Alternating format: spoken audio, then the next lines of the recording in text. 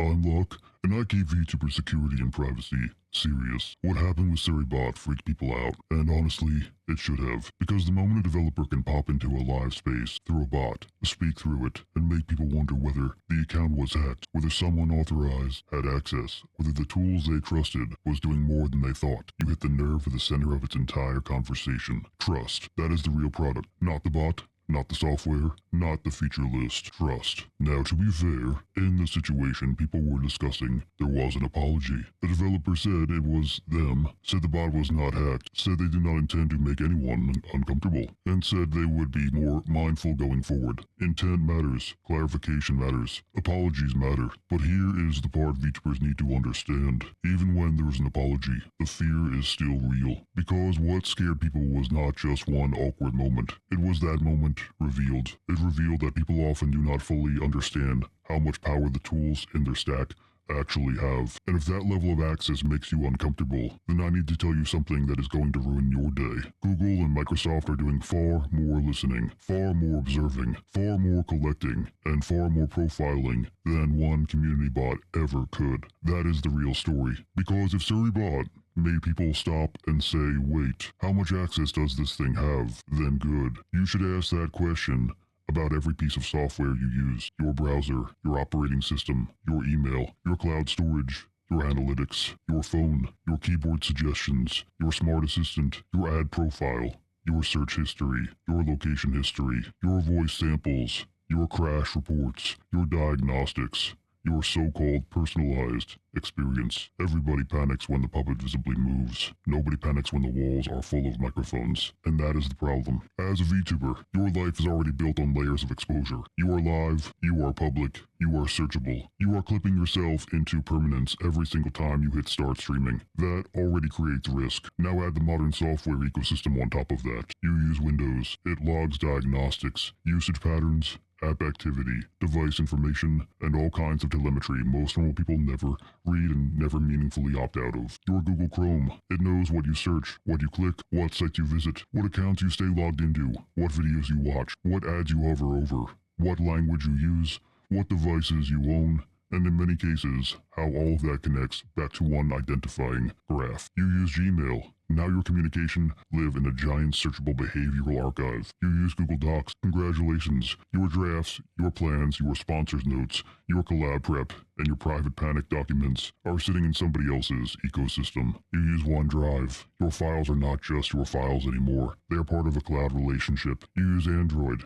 You carry a sensor suite in your pocket. You use Windows with a Microsoft account. Now your machine is not just your computer. It is a node in a much larger profile about you. And before somebody says, yeah, but I have nothing to hide, let me stop you right there. Privacy is not about having something shameful to hide. Privacy is about having something human to protect your patterns, your habits, your relationships, your routines, your vulnerabilities, your audience data, your business data, your emotional state, your weak moments, your schedules, your home life, your income clues, your identity fragments. VTubers especially should understand this because your safety depends on controlling the distance between your persona and your real self. That distance is your armor, and big tech is very, very good at eroding armor through convenience. That is how they get you. Not through one big evil pop-up that says, hello, we are stealing your soul today. No, they get you by making the invasive thing feel normal. Sign in for convenience. Sync for convenience. Back up for convenience. Improve your experience. Personalize your content. Enhance security. Save time. Continue with Google. Continue with Microsoft. And every time you click yes, your digital world gets a little more centralized around companies whose business model depends on knowing more about you than you think they do. So when a VTuber community sees a bot situation and goes, wow, that is unsettling, I actually think that reaction is healthy, because it means your instincts still work. Your instincts telling you something important. They're telling you that access matters. They're telling you that invisible permissions matter. They're telling you that the software relationship matters. They're telling you that you should never install a tool, invite a bot, connect an account, or authorize an app without asking one simple question. What can this thing actually do? Not what the cute website website says, not what the setup guide says, not what the fan base says. What can it actually do? Can it read messages? Can it post for you? Can it access private channels? Can it collect logs? Can it view account metadata? Can it store user data? Can it act remotely? Can the developer manually intervene? Can someone else on the team? What happens if their account gets compromised? What happens if your account gets compromised? What happens if the service changes ownership? What happens if their privacy policy changes next month? What happens if the company dies and the tool gets abandoned with your permissions still attached? These are not paranoid questions. These are adult questions. VTubers are taught to obsess over overlays, read abuse, thumbnails, model quality, short strategy, collab etiquette, and brand consistency. Fine, but I need more of you obsessing over permissions. Because the prettiest stream setup in the world is useless if your digital boundaries are made of wet tissue paper. And here is the ugly truth. A lot of creators do not know what they have authorized anymore. They connected Nightbot, then Stream Elements, then Streamlabs, then Discord bots, then mod tools, then browser extensions, then cloud drives, then AI tools, if you believe it, then management dashboards,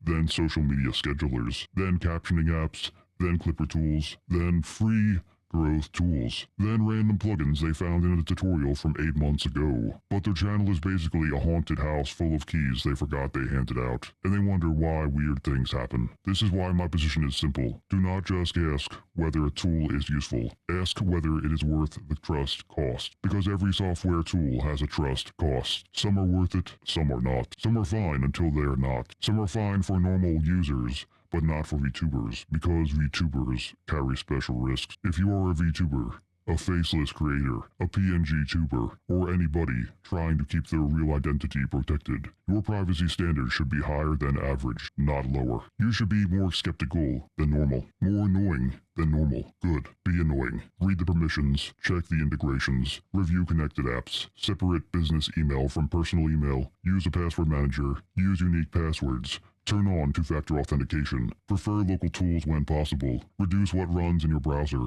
reduce what syncs automatically, think twice before tying your whole creative life to one giant ecosystem that watches everything. And yes, I know, people are going to say this is inconvenient. Exactly. Security is often inconvenient. Privacy is often inconvenient. That is why most people do not do it until after something scares them. So maybe this is a lesson here. Maybe the Surrey-bot situation, awkward as it is useful as a wake-up call. Not because one bot is the final boss of surveillance. It is not. It is a tiny example, a visible one, a small crack of light that helps people notice the entire machine around them. Because once you understand why that moment bothered people, you are one step closer to understanding the larger truth. Your software stack is not neutral. Your convenience is not free. Your accounts are not private by default. And the companies you rely on every day know more about you than most VTubers are comfortable admitting. So no, I am not here to tell you to panic. I am here to tell you to grow up digitally. Audit what you use. Remove what you don't need. Question what has access. Stop treating privacy settings like decoration. Stop assuming trusted brands deserve blind trust. Stop assuming mainstream equals safe. Stop assuming popular equals respectful.